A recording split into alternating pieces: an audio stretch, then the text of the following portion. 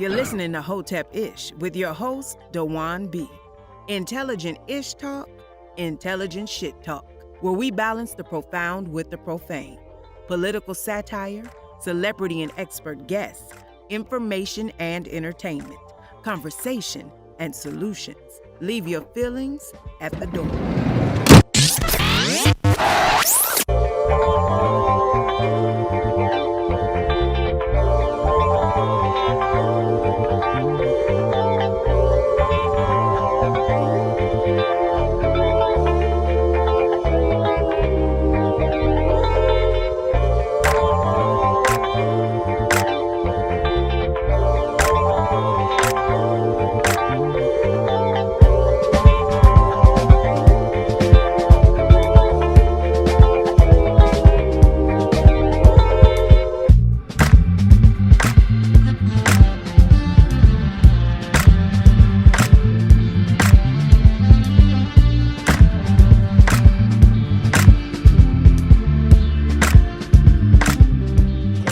Chat room, y'all. Come on in the chat room. Yes. We are here live. We here live, Clive, with no jive. Yeah. I know that pissed you off, Larry. Yep. You right in the chat room. One punchline, petty. Yes, I am being very petty. This is Hotepish, the home of the profound and the profane. Yes. I'm being very petty. People will be like, "Oh, Dwann, you smart. You be dropping information." Why? No, I'm petty than a motherfucker. And so, yeah, we about to get it in. I want y'all to come up in here. Thank you, Wig Splitter. Yes, we will have a Craig Facts today. Yes, we will have a Craig Facts. Yeah. So we got people coming up in the chat room saying y'all tried to get them. Yo, bad. I got them. And so, yes, I am here being petty. We are here being petty. Larry, if you want to join the chat room and see what these sorry sons of bitches are saying, go on my YouTube page. You're going to see these motherfuckers running their mouth. And yeah, we're gonna get it in. I want to welcome y'all. Let me go ahead and put us on camera. Let me go ahead. Okay, we here? Okay, yeah, we here. Hey, y'all got my camera good? My camera good? Okay, yeah. I ain't been on camera in a while. Usually I'm behind. When I'm by myself, I'm behind cameras. But I got a special guest with me today. You know, my guest I have with me today has been a long-time friend of mine. Somebody who's done a lot of great things for me in my life. Do you know this brother that I have on the line today is the man that got me my first pair of Jordans ever? He not only got me my first pair of Jordans, he got me my second, third, fourth, and fifth pair of Jordans. Because he's the hookup nigga when it comes to shoes. This man has gotten me every pair of Jordans I got except for one pair for free. And the one pair that I paid for away from him. So I want to let you know how special of a friend this is. He's a person that, when I saw these new shoes coming out, I'm not big on buying shoes. I've never bought a release before in my life. So today was my first time buying a Nike release. Because I heard all the stories about how you have to be on the app right at the right time. You know what I mean? There'd be a lot of people going. The shit sells out fast. So I don't know how the shit works. So the man I have on the line with me today is someone that, you know, I took time and I called him and I said, "Okay, Larry, what do I need to do to get these shoes?" He told me the app to download. He told me where to go. This man even called me this morning, 15 minutes before the release, like, "Nigga, you up? Make sure you up to get these shoes." I said, "Bet, I'ma do it." And I got up at the encouragement of Mr. Larry Anthony Goodwell. I logged on to this Nike sneaker app. Hell yeah, I'm Blaze. Motherfucker flight school? Yes, I'm Blaze. I smoked some purple Skittles this morning. You feel me? But the man on the line, he got me he told me where to go. I got online and I got him. And what makes this even better news than the fact that I got him is the fact that he didn't.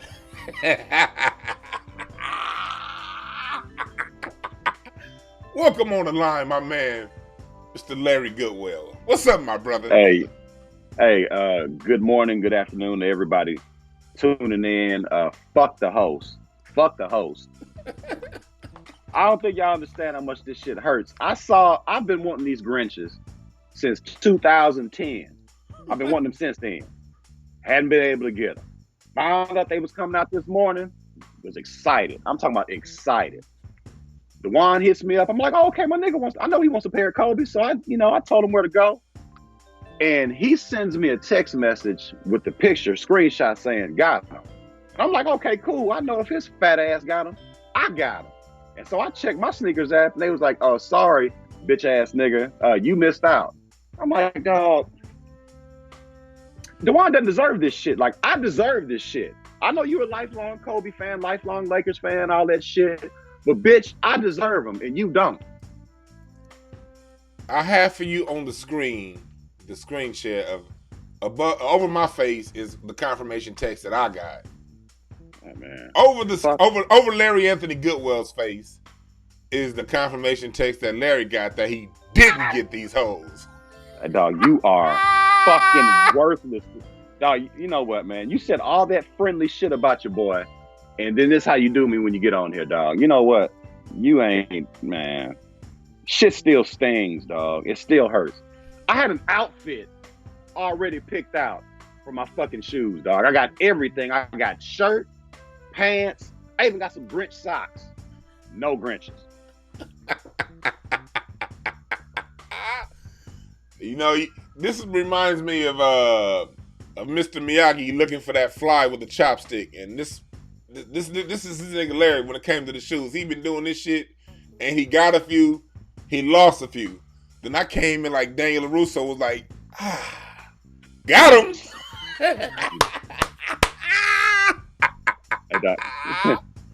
Hey, you know, you didn't have to do this shit. Like, you didn't have to do that. You didn't have to do that. Hey. Shit pissed me off.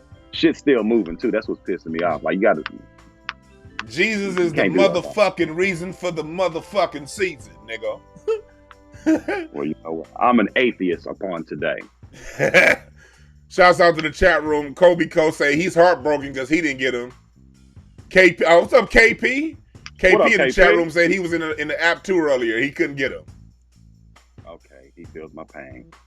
Flight School talking about, I'm hating on you. Yeah, you're right. I am hating on Larry. But look, this is what y'all don't understand. As good of a friend as Larry is, Larry ain't shit. Fuck this nigga. I said him like good shit. Yeah, whatever. I told you before, and I said this before, and I'll never forget it. One day I was sick as hell. Nigga, I was sick. I had the corona before the corona came. I got this deep cough in my lung. And Larry was, this nigga's a guest in my home, visiting. You know, I picked the nigga up when he rolled through. And you know how it is, you're not that sick at first. You kind of sick, but you ain't that sick. I can still kick it. I'm thinking I'm gonna drink some of this Jack Daniels and this little bullshit. I'm gonna get a hot toddy. This little bullshit in my lungs is gonna get out. Didn't happen. As the night progressed, every 30 minutes that went by, I kept getting sicker and sicker and sicker. And every time I coughed, this nigga Larry would laugh. But I'm coughing like every minute or two, and sometimes you got that triple up cough or that quadruple up cough where that nasty cough. The harder I cough, the harder this nigga laugh. And all I hear is, hey nigga, you keep coughing like that, you gonna die. That's who this nigga is. Hey man, I was laughing because I was overjoyed that the power of prayer works. Because every time you cough, I was like, Lord, please let this nigga get sicker and sicker. Because I know one day in about 10 years, there's going to be a pair of shoes that comes out that I really want. And he going to fuck around and get them. And I'm going to miss out. So fuck this nigga.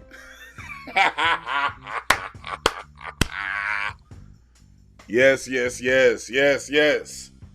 So I want to say that I think the first time I wear these shoes is gonna be on this big event that I haven't announced yet.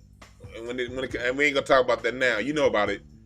But whenever it is announced, I think I'm wear them on that. You know, and that way you can see them on camera along with it. And I know everyone else is gonna be like, oh man, that's some dope ass shoes. And you gonna see them hoes and be vexed in your soul. And that shit gonna feel good. Hey, well, nigga, well, you know what? I'll tell you what, if you was expecting 15,000 viewers, then I'm telling you to only expect 14,999 because this nigga won't be tuning in if you wearing them goddamn shoes, bitch. I won't be going. I'm not finna put myself through no more agony, dog. I've already gone through it today. Like, they came out at 9, it's 3 hours and 22 minutes of sheer agony, dog. I'm looking at, look what I got pulled up. I got them pulled up on my phone. Look what else I'm holding in my other hand. My Kobe AirPods case. Like, I really wanted them fucking shoes. Look what's set up on my phone though. Look what's set up on my phone. Got him! Nigga, I slap that fucking phone out your hand and stomp on that bitch like a drunk ass Q dog, bitch. Hey, you know the reason why I got these shoes and you didn't? It's because you look like an Arab Russian right now with that fucking hat on your head. Take that silly ass hat off. I'm not doing it, bitch. This is my protest. I knew this hat was gonna piss you off. You got the Kobe's. Deal with the goddamn hat, DeWan. Kobe Cole said he deleted his Snickers app out of protest. KP said he hosts my phone with a virus. Hey, bro. I deleted the Snickers app like maybe 2 months ago. And then it was like withdrawals. I'm like, fuck, man, I ain't got nothing to look at on my phone. And I downloaded it again, dog. Only to miss out on these motherfucking Kobe's. Hey, you know the thing about it, Larry? I can't think of a shoe that'll come out that I'll ever want to get when it comes out. I don't be giving a fuck about shoes. You know me. But Kobe is my nigga. And I remember the game when he wore these hoes. Christmas Day 2010. Yep. We're gonna get into that game in a little bit because in about 30 minutes or so, my wife's gonna be coming home with the groceries, so I'm gonna have you take over for about a few minutes because I don't want her carrying that shit in the house. I got that. You're such a fucking gentleman, bitch. Hell yeah, man! I don't let my wife carry heavy shit. That's my job. That's why I got the strength. Niggas running around talking about I got a strong black woman. Nah, shit, I got a beautiful black woman. That I'm the motherfucking strong person in relationship shit. You know why a lot of these niggas got strong black women, don't you? Because they weak ass. Why? Because the woman's carrying their ass. That's why. Hey. I want to make I want to make a comment about something that somebody said in the chat room. Someone says, niggas talk about preach all the pro-black stuff, but giving Phil Knight more money. Look, man, that's your deal, motherfucker. Being pro-black has nothing to do with the shoes that I wear. It has nothing to do, and this makes it even more common what he said. He said, let me, because he made another comment. Let me see here. Where'd it go? He said, instead of buying shoes, invest that money into black shoe companies. Okay, copacetic art, please, within 20 seconds, because I don't want to give you time to search. Within 20 seconds, give me the ticker symbol of a black shoe company. And I'll do it. Countdown now. Countdown starting right now. Within 20 seconds, copacetic art, since you wanted to make yourself, put the ticker symbol up. You got 17 seconds. Okay, you got 14. Did the niggas, did he stretch before a reach like that? I mean, god damn. I'm still waiting, copacetic arts. I'm about to prove a point here, Larry. Because it's always people talking about what black folks are doing with their money and what they need to do with their money. Look at this. Oh, he says, oh, so you're mad. No, copacetic arts. I want you gave a suggestion. I want to help you with the suggestion. Show me the ticker symbol of the black shoe company to invest in on the stock market.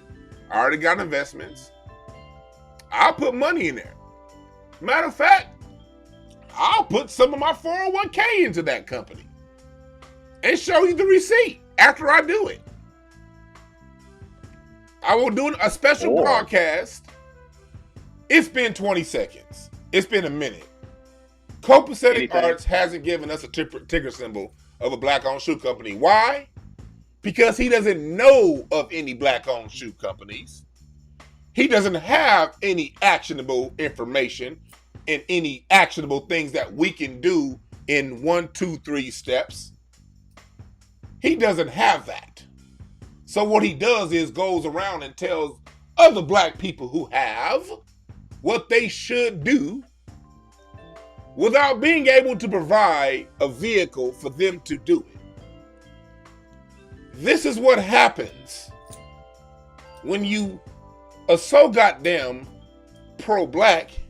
Your head is so far up your own ass, you looking outside your stomach through your navel.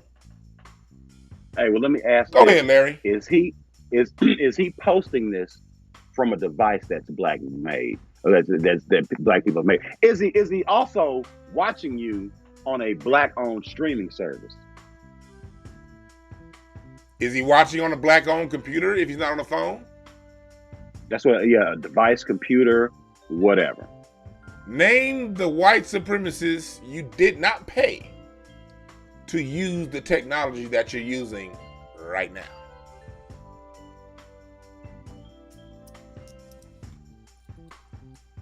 He said, so black-owned companies need an IPO? You asked, nigga, it was your suggestion that I invest. You see how, Larry, see how easy it is to break these niggas down? Okay, you got a suggestion, cool. Now let me help you. Now let me do my part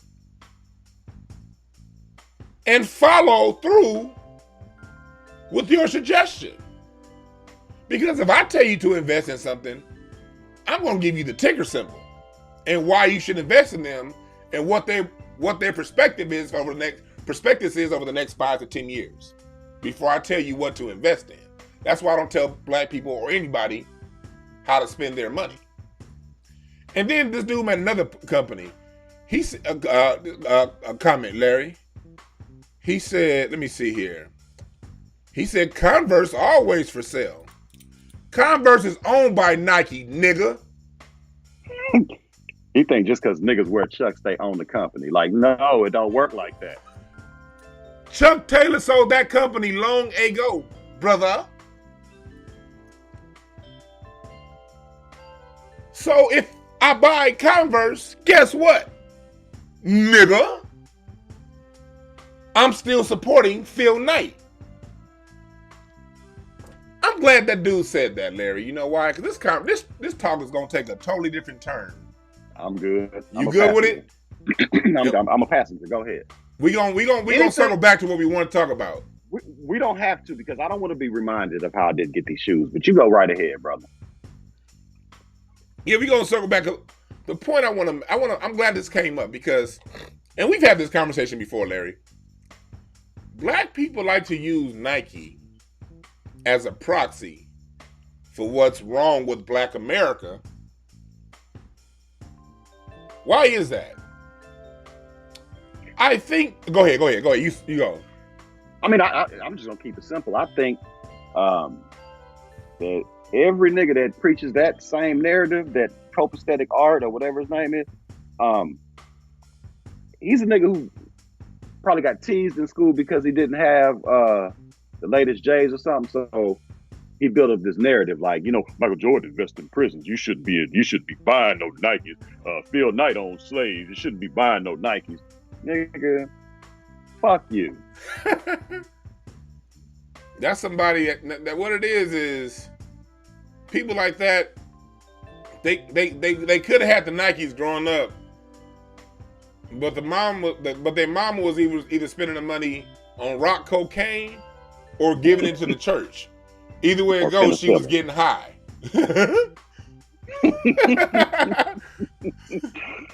Hey, you know what's funny? You asked that brother to list some black-owned shoe companies. He hasn't, but everybody else has. Yep. Everybody else has, and I'm taking note. Yep. Yeah, you're right, Harvey. That's why I like Harvey Wolf. Harvey Wolf said he mentioned the shoe company. I see. I'm looking at him. Yeah, thank you, Harvey Wolf. Thank you, Harvey Wolf. You didn't even bring it up, but you gave me you gave me a direction to point myself to. Yeah. What's up, Michael Calvin Jr.? What's up, Jeff Brown? But this is the thing. People like to use Nike as a proximity for what's wrong with black issues as a cop-out. Because at the end of the day, I got you, Okatu. Hey, Okatu. I already got some Nagas shoes, man. That's the thing this motherfucker talk. I'm glad you mentioned the Nagas. Nigga, I'm glad you brought that. Thank you for mentioning them. Because, Larry, I already got them hoes. I call them my Air Hoteps. Hey, matter of fact, let me go get them real quick. Keep talking. Go talk. Say something real quick. I'm going to go show them real quick. Talk. No, I don't. Yeah, okay. All right. Well, you go ahead. Look at DeWan. Hurry up, bitch, before I get mad. This dude, he said we just don't care. No, I'll tell you what we don't care about. Copacetic arts. What we don't care about is your opinion. I don't. I mean, really shit. Don't. Hey, look. These are the Air Hoteps right here. Boom. They still clean. I pre-ordered these motherfuckers the day they came out. These motherfuckers still clean. I've had these motherfuckers, 3-4 years now? And you see how clean they are? You see how I take good care of them? You know what I mean? I remember when they came out, I put money behind they shit. But I'm not over here bragging about all that shit, because it don't matter. Just because a nigga want a pair of Kobe's, because he's the greatest basketball player of all time, and my other Kobe's are my most comfortable shoes in my closet. Remember them IDs that I ordered? The red snakeskin? Yep. My red snakeskin IDs are the most comfortable shoes that I have. But yes, I've gotten black-owned shoes. I wanted to get those Nagas, those Air Max, those other Air Maxes that they had. The only reason why they didn't is because that style Air Max is too slender for my foot. I got a wide-ass foot. And them other Air Maxes that they sell, they too goddamn skinny. They make my foot hurt. If it weren't for that, I'd have another pair. But hey, somebody just said something. Somebody just said something very profound. Well, it's simple yet profound.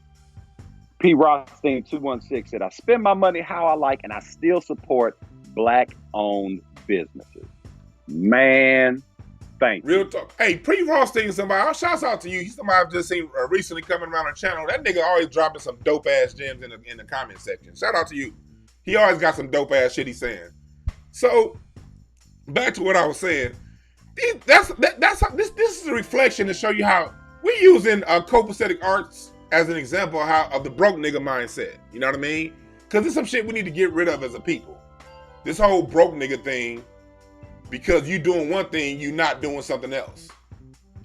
Because you buying Kobe's, I ain't got the money to do other things. Look, man, I got enough money to buy these Kobe's, and I got enough money to put that same on your mama's table when I'm done smashing. You feel?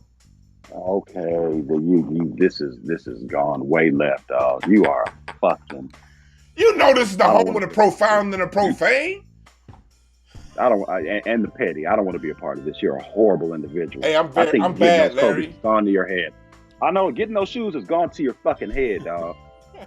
That's why I deserve him and you didn't, because I wouldn't have let it go to my head like you are. Hey, Jeff Brown said Larry got the Davy Crockett bass player from Funkadelic look. That's what I was shooting for, brother Jeff. Thank you. That's what I was shooting for.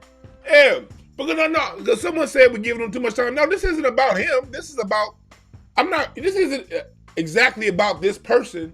This is about the mindset this person is bringing to the chat room. Because this is a dusty nigga mindset I'm tired of hearing. Because black people are doing one thing, they can't do something else. Look, if you truly understand the system of white supremacy, you understand this. That we are behind the wall in every corner. We don't own distribution. We don't own manufacturing. We don't control the labor.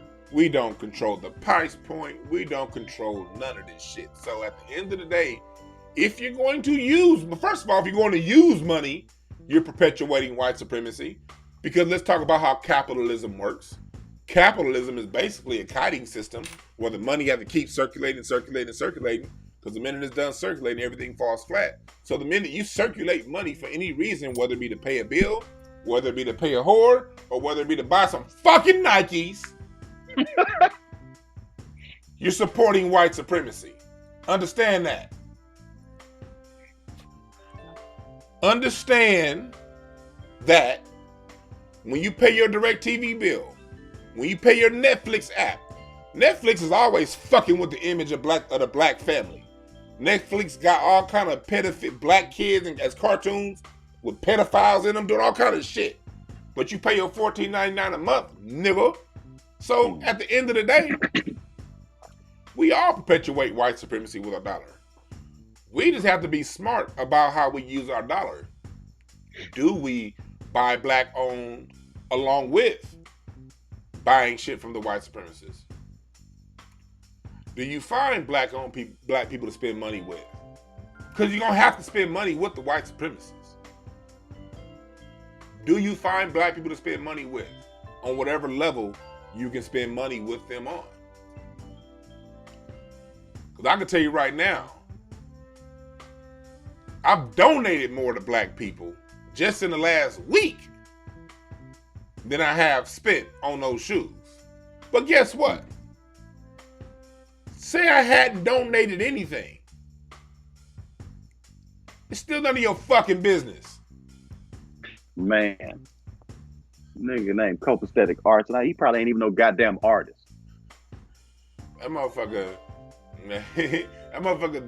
draw his logo on bathroom toilet seats, calling himself an artist. You right, Gold Brooks. Ain't nobody trying to cancel none of that shit. That's why, look, here at Hotepish, Intelligent Ish Talk, DwannBrown, my style, y'all ain't never heard a nigga like me. Alright? So, if y'all want to hear if y'all think pro-black is some monolithic thing, if you think pro-black is poor, righteous teacher talk, if you think pro-black is, oh man, fuck everything, whitey. If you think black is any of that stereotypical bullshit, you are not at the right channel. I'm my own person. And I encourage everybody who listens to this shit to be their own person. Be you. Because only your gut can tell you what's right and which way to go. Only you can't wait for somebody else's direction. You gotta be the direction. And as long as your intent helps your family, and it don't hurt your family and the black community in general, then it's all good. Yes, Jeff Brown TV, Nagas Footwear. Here they are. These motherfuckers is dope. And they ain't paid me for this advertisement. I just had these shoes for 3 or 4 years now, and they still in good shape. So that takes it. If my fat ass could be above 350 pounds, I got these hoes, I was above 350. And they still in good shape. Look, I ain't even got the fat nigga lean. You sure don't. They ain't even creased up. They ain't even creased up. You know how most fat people, they shoes got that little 45-degree angle on the side right here? Because they heavy ass ankles is waddling and shit and they gotta walk like this? Nah. I sure got my I ain't got that. I got some clean. Look at that shit. Oh, my wife is here. Let me see. Is she here? Hold on. Hello? Look, he finna run. He finna run. Yeah. Finna run. I've been texting you. Are you here? All right, I'll be there. I've been texting. All right, cool. Larry, you take over. No, first of all, I want you to tell that story of Kobe. Tell the Kobe story and tell the story about those shoes. What shoes? The ones we talking about, the green ones. Why he got them? Oh, the Grinches. Oh, the Yeah. Grinches. Oh, okay. All right. Well, me and DeJuan came to a conclusion the other day. We were talking about how much of a competitive asshole Kobe Bryant was. May his soul rest in peace. But to actually have a game on Christmas, like y'all know, Christmas, the NBA on Christmas Day is a big deal. Everybody comes out with a fly pair of sneakers. On Christmas Day, this Negro decides, I'm gonna come out with a pair of shoes that are green and name them the Grinches because I want to steal Christmas from the Miami Heat in 2010. He did that shit. And that's why I wanted these shoes, because I try and pattern myself as an asshole like Kobe was, and I didn't get them. And DeJuan's smiling, jovial, nice, Buddha-built ass and got them. And y'all, he's never gonna let me live this shit down at all. Like, at all. I know he's gonna take pictures of them in them fucking shoes and send them to me, and I can't do shit about it. I can buy them at resale and pay $600 for them, which I'm not gonna do.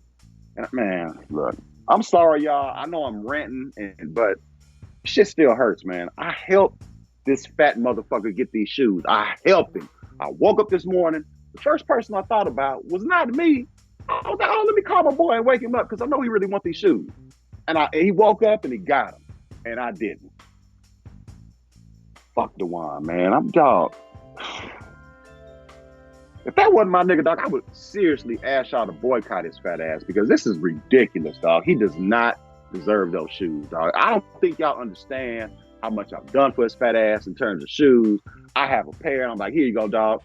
Like when I was there fucking last month, into October. I had too many shoes in my luggage. I'm like, dog, I can't bring all these shoes back to Houston. I gave him a pair of fucking the Flint 13s. I just gave them to him. I was like, yeah, man, you can have them, dog. And he was grateful. But he wasn't grateful this morning. The nigga didn't thank me once. He didn't say, man, I appreciate you looking out for me, and none of that shit, dog. He's poking fun at me by having me on Hotepish. Fuck DeJuan, dog. You goddamn right I'm hurt. I'm hurt, dog. I told y'all I have a whole outfit. I have an entire outfit, dog. I was gonna wear it on my birthday, January 16th. I was gonna wear it, dog, and stunt on these hoes, and I can't. Cause fat ass. And what really hurts me is the fact that we wear the same size shoes. So I can't help but think that the pair that's supposed to go to me went to DeJuan, dog. I can see if the nigga wore a size 9, I couldn't even trip. I wouldn't even trip. I'd question it because he's 6'2", 700 pounds with a size 9 shoe. But that ain't the case, dog. The nigga wears my size and he gets my pair. I don't know if I should be happy for him or rob his bitch ass. I'm hurt, dog. You paid $420 on StockX at 2:30 this morning. I feel you, Pete Rothstein, 216. But let me tell you something about StockX, dog. I've experienced this with them. I bought a pair of the Gary Payton Jordan 12s. I bought them the weekend they came out. I got them hoes a month and a half later. I wish I'd have had a chance to holler at you before you got on StockX, but you'll probably get those shoes next year when Kobe releases another shoe on Christmas 2021, because StockX is full of shit. And I want to thank you, Larry, for also telling me about StockX. That's the only pair of shoes that I ever bought, Jordans I ever paid for. I got them from StockX. I got those jean print Jordan. What number is that? I be getting the numbers mixed up. The denim 6s. The denim 6s. Yeah. I got those are the only Jordans I ever paid for, but I got them hoes for like $125. Yeah. Get your good deal getting ass out of here, dog. Hey, you the one told me about them, though. I didn't know StockX existed until you told me about them shoes. And you tell you, get them on StockX, and this is what they going for. Yeah, 3J Larry. Larry is funny, man. Larry got a podcast that he bullshitting on, but it's coming out soon, shooting the shit, where he gonna be talking about shoes, man. Because when I listen to Larry talk about shoes, I really do think Nike owe you. Like nobody's breaking shoe culture down. Hey, hold better on, real than quick. Larry. The weed man's calling me. Yo, This nigga taking a weed call and didn't mute his fucking phone. I mean, didn't mute his mic. This nigga right here. Hey, Brandon Tony said Larry wasted his vote. I agree with you, Brandon. All right. Larry ain't shit. Yep. Yep. So yeah, right. we here. We talking about shoes. We talking about basketball. We talking about shoe culture because look, man, look. Black people. We create style. Period. For America. For the world.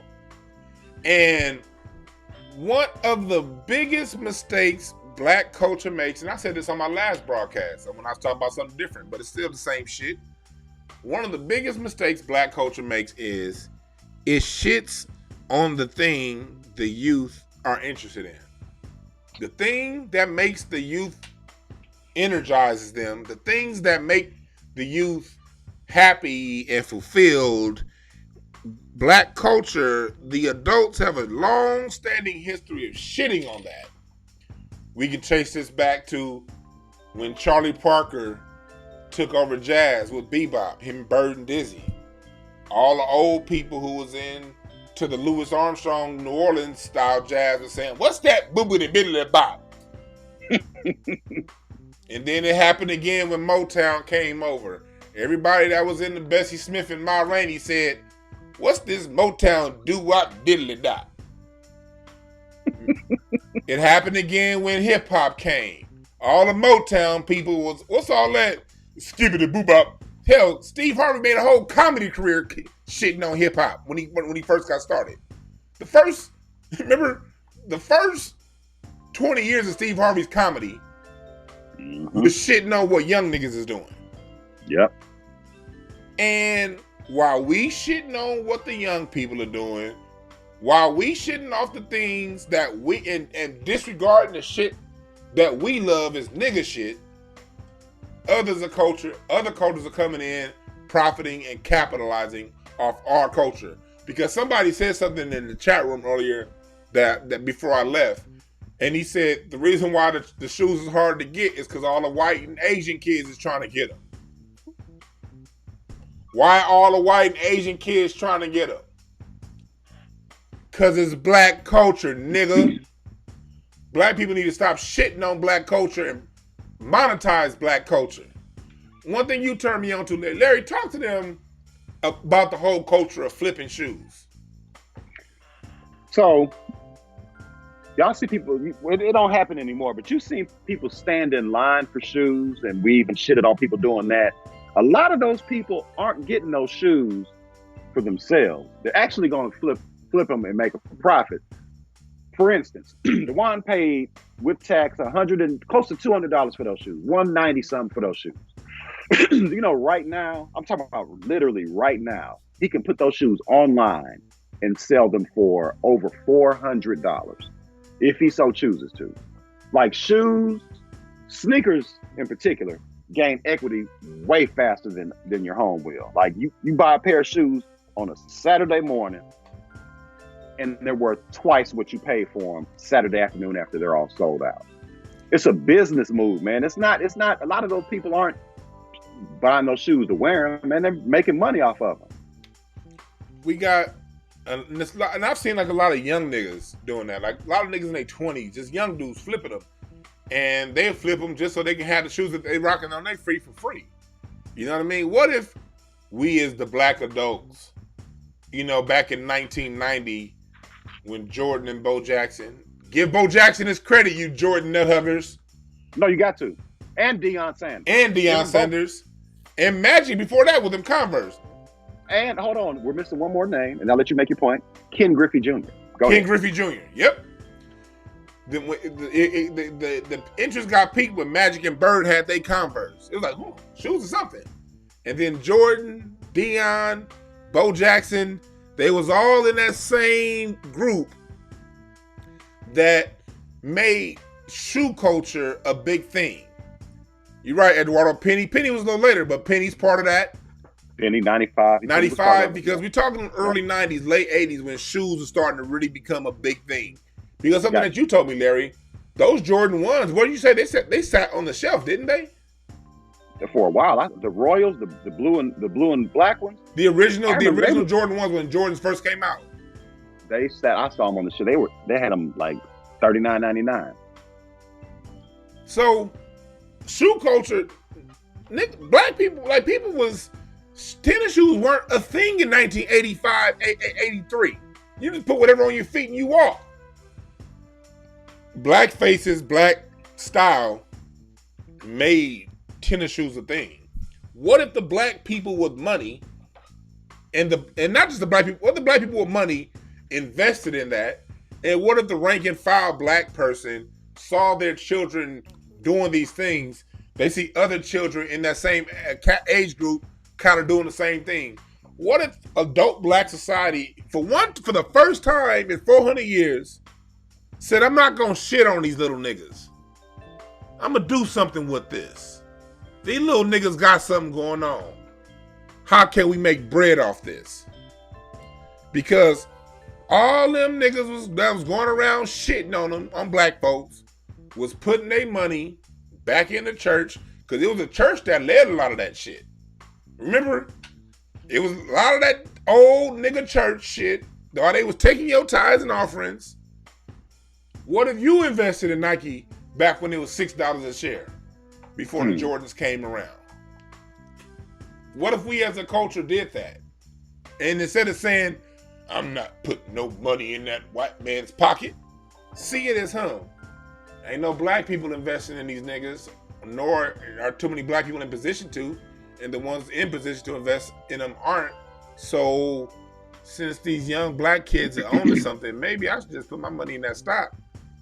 Because if the little niggas is on it, it's probably going to be something big. But that's not how we think. As a culture, we think, sell out the kids. Whatever the kids is doing is some bullshit. Whatever the kids are doing is some nonsense.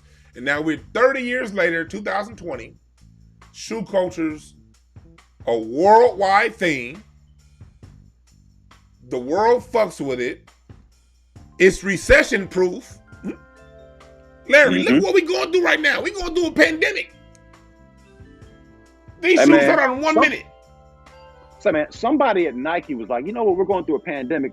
People are unemployed. People don't have the resources they once have. You know what we're going to do?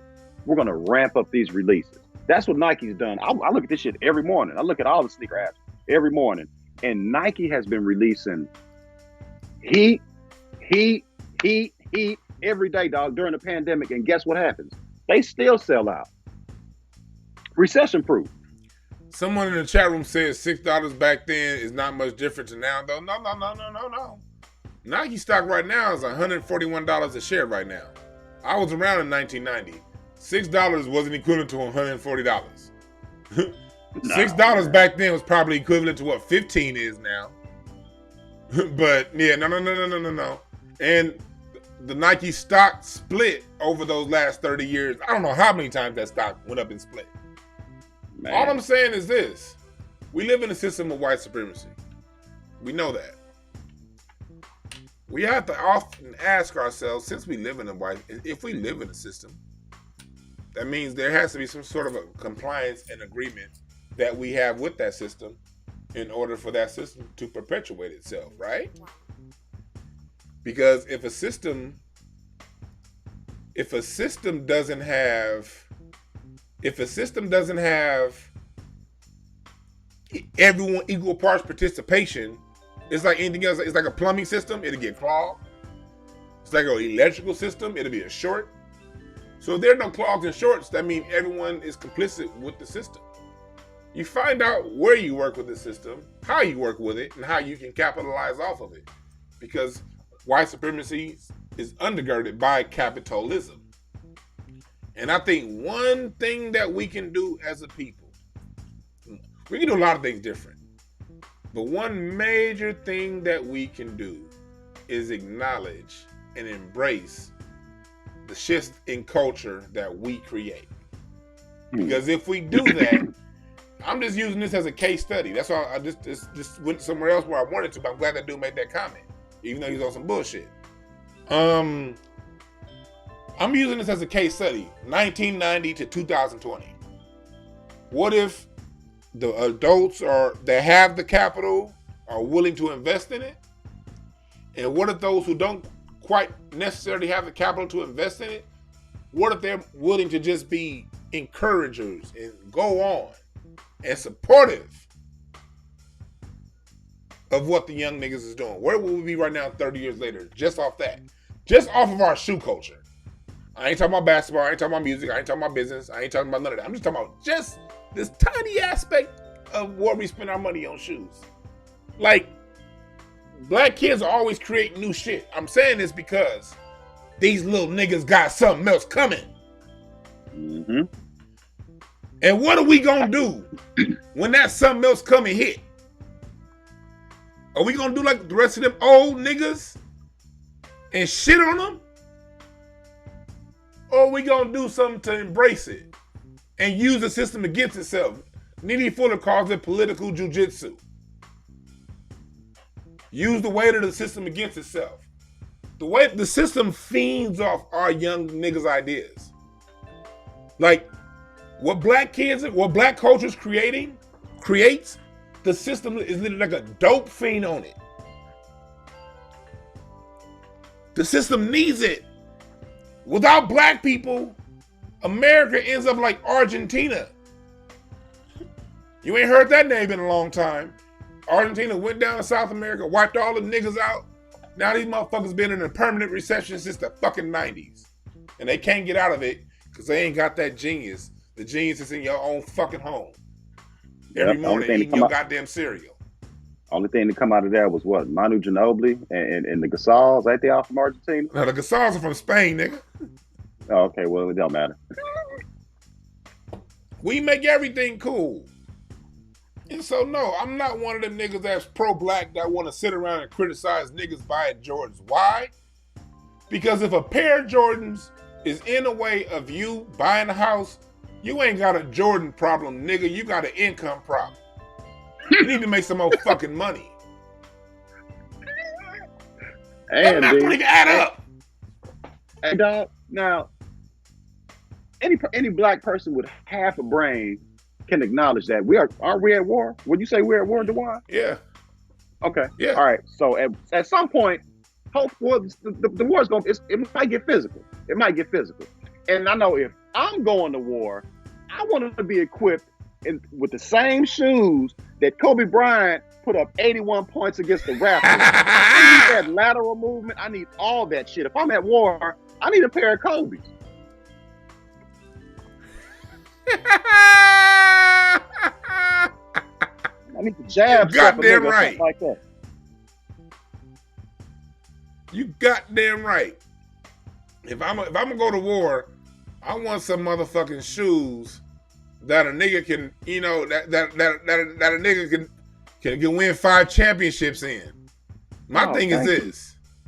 Maybe them brothers in the civil rights movement wouldn't have took so many ass whippings if they could have ran faster. You can't run away from the goddamn, what do they call that? The fire hoses and some air wingtips. You can't do that. Dog, penny loafers don't give you any kind of lateral quickness at all, dog. Dog, niggas coming up. I think John Lewis, and we don't respect John Lewis here, so yeah, fuck him. Because he didn't do shit to help us out. I think part of the reason why John Lewis got his ass whooped is because when that police officer's coming, he tried to do something like this. That nigga lip went one way and the ankle went the other way. He rolled his ankle and was like, oh. This boy is hard. This is horrible. This is taking a horrible turn. It is horrible. But look, I ain't got no respect for black people that say they represent black people and then sell us out to white folks the way John Lewis did. I ain't got no respect for that. None. You shouldn't. That's that, again, old nigga shit. Old niggas. It's a lot of old nigga ideology that needs to get the fuck up out of here, man. Times have changed. Times have changed, people. But yeah, Larry, tell us more of like when it comes to like basketball and everything. We want to get in talking about. We about to talk about some. We gonna talk about like sports and like shoe culture and apparel. I don't know if you remember that documentary that Ice Cube did on the Raiders with ESPN. Remember that? Yeah, it's 30 for 30. Yeah. Yeah. That was 30 for 30. Yep. On that 30 for 30, I found out some shit that I didn't know. These documentaries be having all kinds of like gems and shit, you know, and that you wouldn't know about unless you watch them. And 30 for 30 is a good series on that. And at 30 for 30, they were talking about how the NFL made less than just a couple $1 million a year, even less than that on like jerseys, jackets, hats. Basically wearing a team apparel before NWA came out with Fuck the Police. Wearing apparel was just some shit that they put out. They just kind of put it out there. People would buy it or not buy it at games.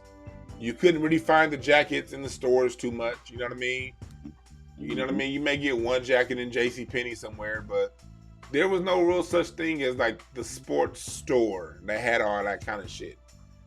And then the Raiders, then the NWA dropped that album, Straight Outta Compton, with the Kings gear, the Raiders gear, and sales went from maybe a few million or less a year to hundreds of billions of dollars literally by 1990.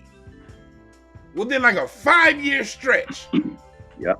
Because black people said, I'm going to wear this apparel. It went from this to that. To where now athletic apparel is just part of how people dress. Talk to me, Larry, about, you know, your life wearing like jerseys and shoes. What does sports and sports apparel meant to you as far as you grew up in the middle of this shit? You grew up, I was a little bit younger than you, but you saw a lot of this shit happen. How did you see that shift from, you know, what was going on late 70s, early 80s to the early 90s? Well, I can just talk personally. I went to a predominantly white middle school. I was polo, khakis, Cohans, Sperry's, looked like Carlton. That's how I dressed for 3 years in middle school. And then I go from that extreme. I would have beat you up, nigga. No, you will never do that. But I went from a lily white high school, middle school, sorry. And then ended up going to Fair East Side. I went to a predominantly black high school. Fair? You went to Lean On Me school? Well, it wasn't bad. It was just a lot of black people. My graduating class was 98.7% black. It was all black people. So for 3 years, I was in Carlton wear. And then my first year in high school, I started seeing niggas in Raiders jackets, Raiders hats, Kings jackets, Kings hats. I'd never had a pair of sneakers to wear like casually. They were all for sports. I didn't wear tennis shoes. I was a fucking prep geek dick ass nigga. And then I got to high school, and that's when it exploded. 80, 88, 89. You saw Kings and Raiders gear. And then you start seeing Charlotte. Oh, one thing you forgot to mention, D, the Raiders was black and silver. And then once they shit got popular, every other team was like, we want a black colorway too, because that's what these little black kids are wearing in the inner cities. They're wearing the Spurs. Everybody had a black version of a starter jacket or a jersey or whatnot. But I remember the one thing that drove a lot of people to getting all this athletic gear, the main thing was crack. It was crack sales. The kids was making a lot of money selling crack, and they didn't know where to spend it. So they was like, you know what, I'm gonna fuck around and get these Jordans, these Air Max, these jerseys. And dog, it went crazy in like you said, 5 years, it went absolutely crazy. That's crazy. Go ahead. Go ahead. Because it's funny because I see it because I was born in 81. And so I remember growing up, and I was really young. And I do remember niggas for the most part back in the early 80s wore these tight nut hugging ass pants, and when they did wear shorts, it was an ugly ass white tube socks with them big ass red or blue stripes. Remember the 3 stripes, the thin one and the big ass thick one, and another thin one under it. Yep. They wore them big goof ass socks. Niggas wore, and I looked at like the shit my mom had me in, and then my big brother was wearing. These niggas is wearing like other kind of shit. And then about 88, 89, it was like, I remember when everyone was into the, because that's when Nike released that "Come Fly With Me" video with Michael Jordan. Yep. And after "Come Fly With Me," all the niggas in elementary school, all the kids all the kids wanted Jordans. And then, I think it was 90 or 91 hit. That's when Dominique Wilkins dropped them pumps. Remember them? Him and D Brown, absolutely. And D Brown, nigga, I remember back in 1990. Yeah. I remember when I saw them hoes as a kid, my heart skipped a beat. I wanted them motherfuckers so goddamn bad. And it just comes to, but at such a young age, I didn't really understand that I was in the middle of a whole culture shift. Yeah. I kind of just went up in it, and then by the time I got to elementary, by the time I got to middle school, the shit was just normal by then. By late elementary, middle school, that shit was just normal by then. For us to be dressing that way. And like I say, I'll never forget always going to church, and not so much my parents. My parents, they don't really be judging folks how they spend money like that.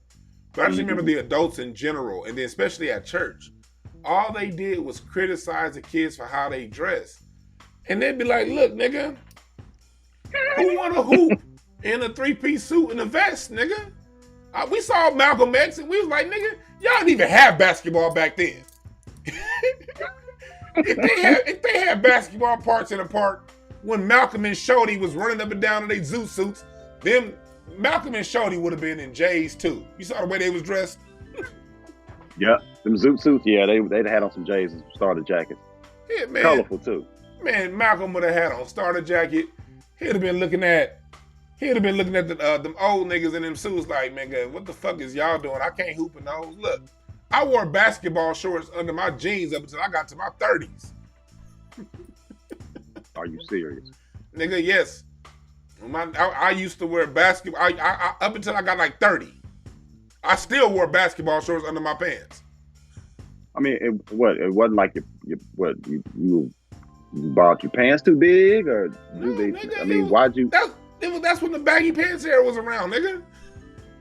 No, but I can't believe that they made pants that were baggy enough to be baggy on you, nigga. That's what I'm thinking about. Hey, like, dog. where the fuck did you buy some baggy jeans from, nigga? You look like Larry still wore them small ass Craig Elo basketball shorts all the way through now, nigga. Bitch, fuck you.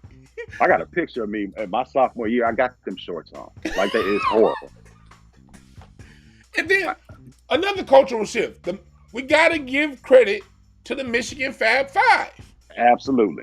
Look, Chris Webber, even though you're the worst fucking announcer on TV other than Reggie Miller, look, man, you changed culture. I thank God for Chris Webber and the Fab Five. Because before the Fab Five, niggas was wearing these little ass, I don't know how motherfuckers Johnsons wasn't falling out on 3-point play back in the day. Them were some little ass shorts that they was wearing. Mm-hmm. Thank God for the Fab Five for bringing basketball shorts to the knees and below, and black socks. Black socks, yes, sir. I thank them brothers for that, because that way I got to have a whole childhood where I was fully covered. Well, you know, everything's cyclical, and you know what's coming back now, D? The Stockton shorts. Have you been seeing these kids wear these little ass they hooping in thongs, nigga.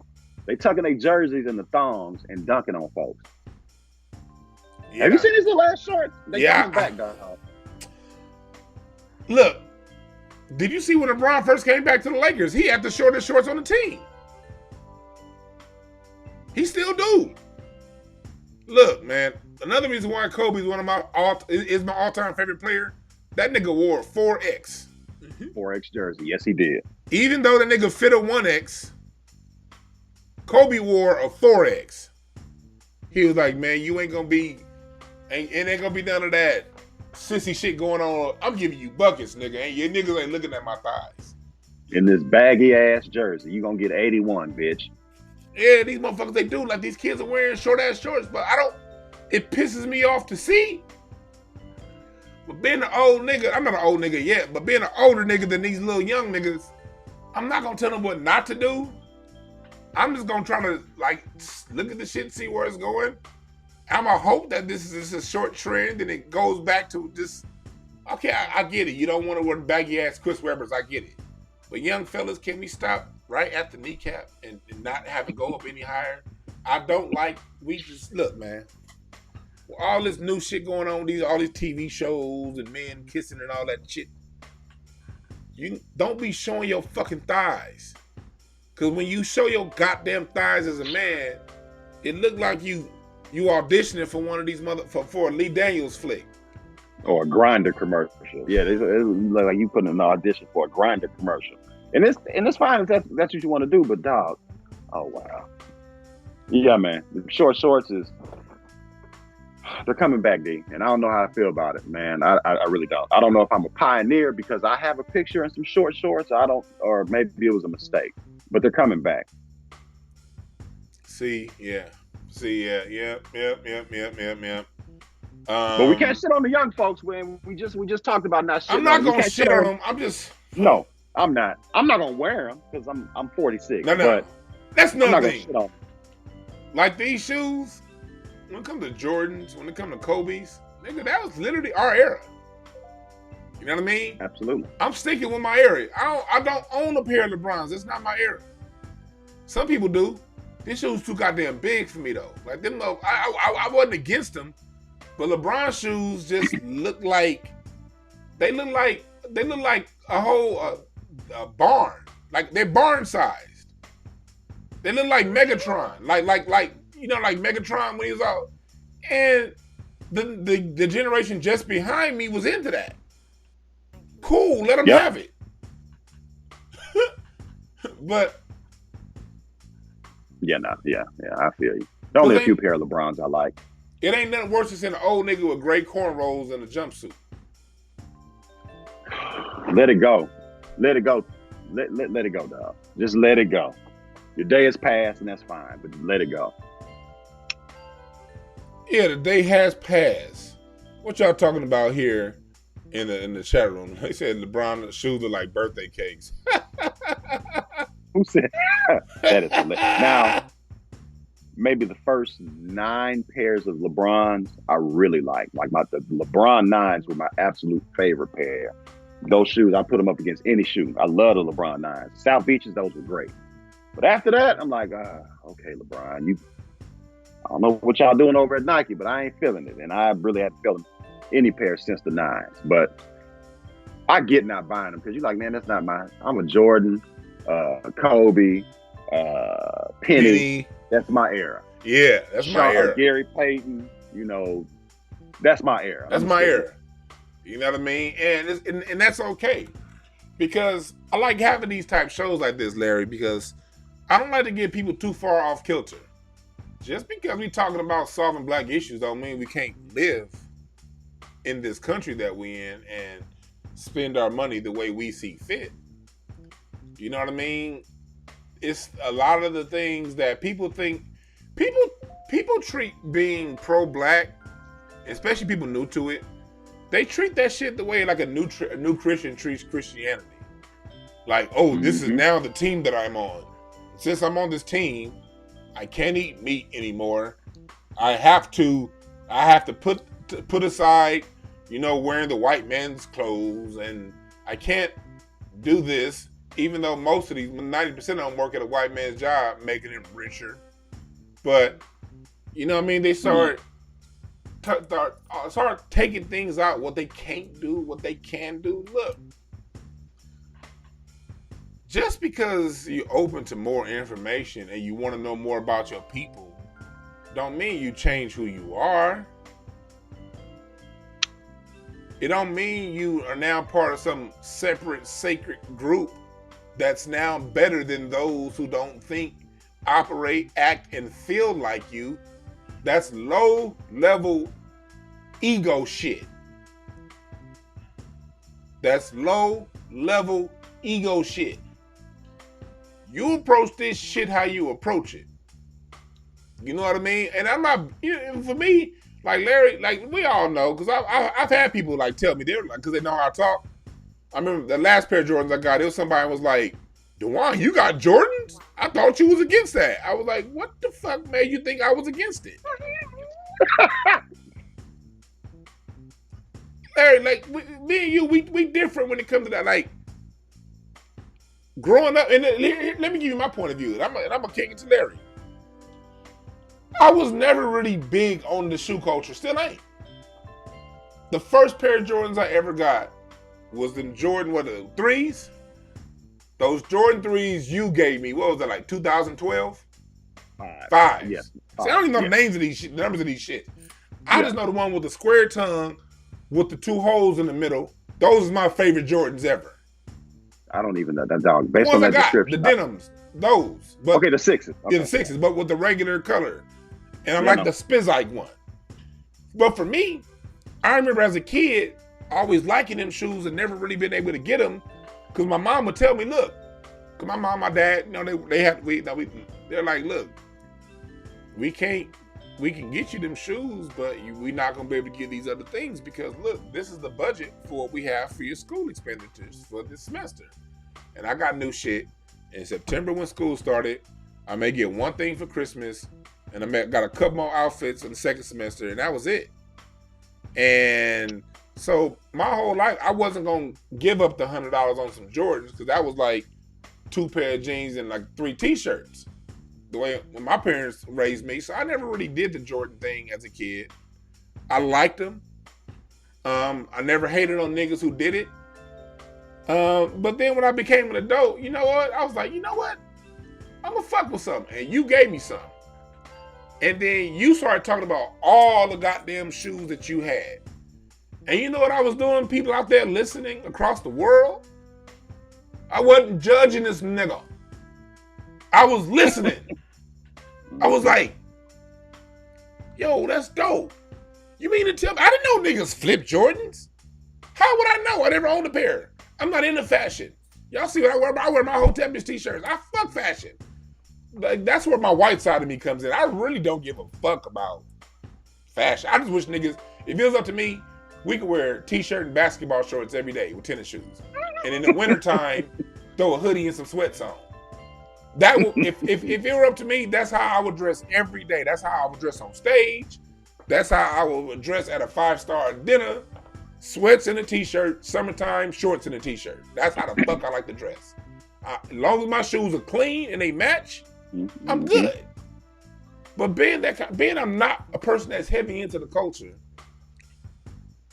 I learned a lot when I met you, dog, and I listened to somebody heavy in the culture. You told me a lot of dope shit that had I had a closed mind, I never would have learned. Talk to me, being someone who's always been into the shoe culture, talk to me about some of the bullets that's been thrown your way your whole life, about a lot of these chicks that ain't got enough hair to put in a ponytail criticizing niggas that wear Jordans and shit. How often have you had to deal with that kind of criticism being the Jordan person you are? Well, I don't get that from women because women look at my shoes and the first question they ask me is, oh, what size shoe do you wear? And I tell the bitch 13 and then I might get some ass. So it's not from women. It's from men. It's from dudes. They'll see me in a pair of shoes and they're two different groups of people. One group is like, dope. Wish I'd have got those. Damn, I missed out on those, whatever. The other group is, I mean, don't you think you're a little bit too old to be wearing Jordans? Why don't you get you some grown man shoes? Why don't you get you some grown man shoes? I'm like, nigga, they make these shoes in grown man sizes. Guess what? They grown man shoes. Like, and why are you worried about what another nigga got on his feet anyway? Like I remember in 97, DeWan, we were going to a day party. This is when day parties first started cracking here. And all these niggas was dressed up. They all looked like assistant deacons. They had button-down shirts, slacks, and dress shoes. All these Assistant niggas look deacons. these niggas look like they look the same. And I had on a t-shirt, a pair of jeans, and a pair of Air Force One. It was 97. And they clowned me. I mean, all the way up to the spot, they clowned me. We get there, and I got some compliments. 2 whole years later, these niggas was dressed just like me. Now, I'm not trying to say I'm a trendsetter. What I'm trying to say is these niggas are dick riders. I don't never pay attention to what anybody says unless it's a compliment. Like, I don't give a fuck about criticism. Man, fuck you. I don't care about that, but I've caught it. I've caught this shit for Lord knows how long. My dad used to give me shit. My dad used to give me shit. Son, I don't understand why you have so many tennis shoes. You know, I don't understand why. And I wish he was here today to see that the resale market is a $1 billion plus industry. I have shoes like I haven't worn these. Like, I haven't worn these. If I want to go get some bread real quick, I can put these bitches on eBay and get twice the amount I paid for them. I've got several other shoes I can do that too. Hey, but nigga, you can't sell them creased up ass grown man Kohans to nobody because nobody wants that shit. These are assets. Real talk. Even when you get the cleanest pair of Gators, nigga, them is yours. Ain't nobody about to buy nobody's used Gators for more than they can go buy some fresh new clean ones right now. It's only the tennis shoes you can get that with. Yep. They have DS dead stock. That means they fresh out the box.